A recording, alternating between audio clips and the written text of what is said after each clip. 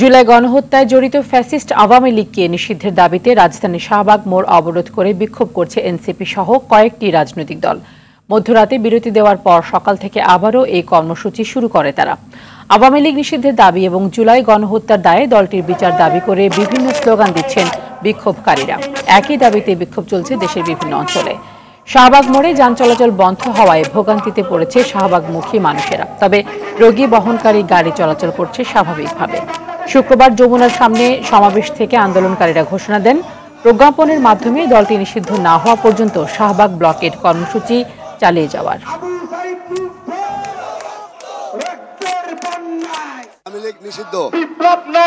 আমরা আহত যোদ্ধা, আমাদের স্বীকৃতি চাই, এটাই হলো আমাদের মেন চাওয়া। আমরা যে দাবি নিয়ে আসছি, যদি এটা না পালন করে তাহলে তারাই আওয়ামী লীগ হয়ে যাবে। যতক্ষণ আওয়ামী লীগ নিষিদ্ধ হয়নি ততক্ষণ আমরা রাজপথ ছাড়বো না। আমরা চাই দ্রুত বিচার হোক, দ্রুত অপরাধীরা শাস্তির আওতায় আসুক এবং ন্যায় বিচার কায়েম হোক। এই মুহূর্তে শাহবাগ থেকে সরাসরি যুক্ত হচ্ছেন সহকর্মী বিলাল হোসেন। বিলাল, আজকে কি কর্মসূচি রয়েছে এবং শাহবাগ ব্লকের যে কর্মসূচি এটি কতক্ষণ থাকবে বলে জানতে পেরেছেন? আপনাকে আসলে জানিয়ে রাখি যে গণহত্যার দায়ে যে আওয়ামী লীগের যে বিচার, পাশাপাশি যে গণহত্যার দায়ে দলটিকে নিষিদ্ধ করার যে দাবিতে ছাত্র জনতার যে আন্দোলন, বিশেষ করে বৈষম্য বিরোধী ছাত্র আন্দোলন শুরু যে রাজনৈতিক দল সহ যে ছাত্র জনতার আন্দোলন কিন্তু গতকাল থেকে কিন্তু শুরু হয়েছে। এই মুহূর্তে আমি যদি শাহবাগের চিত্র বলে রাখি, শাহবাগ দ্বারা কিন্তু বলা যায় যে ব্লকেট করে রয়েছে। কালকে যমুনার সামনে থেকে যে একটি কর্মসূচি তারা ঘোষণা দিয়েছিল, যে শুধু শাহবাগ নয়, দেশের বিভিন্ন স্থানে যতক্ষণ না পর্যন্ত সরকার প্রজ্ঞাপন না করে আওয়ামী লীগের যে রাজনীতি সেটি আসলে নিষিদ্ধ না করে ততক্ষণ পর্যন্ত তাদের এই প্রতিবাদ কর্মসূচি চালিয়ে যাওয়ার ঘোষণা দিয়েছে।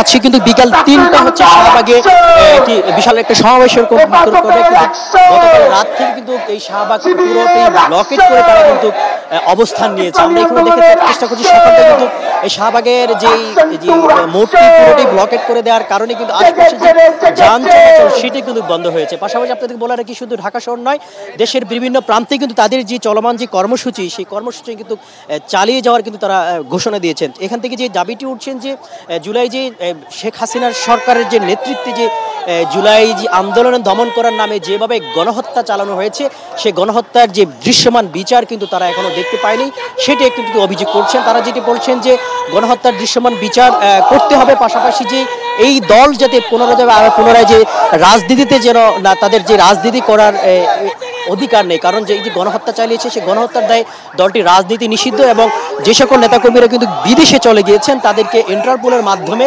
দেশে ফিরিয়ে আনে কিন্তু বিচার কার্যকরী কিন্তু এটা তারা দাবি জানাচ্ছেন।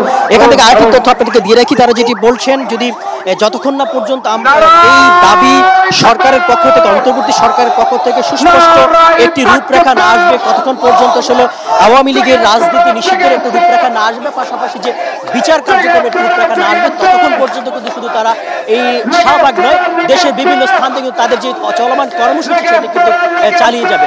তো আসলে পরবর্তী খবরে আপনাদের শাহবাগ ব্লকের কর্মসূচি জানাবো। এই ছিল শাহবাগ থেকে আমার কাছে সর্বশেষ। ধন্যবাদ আপনাকে।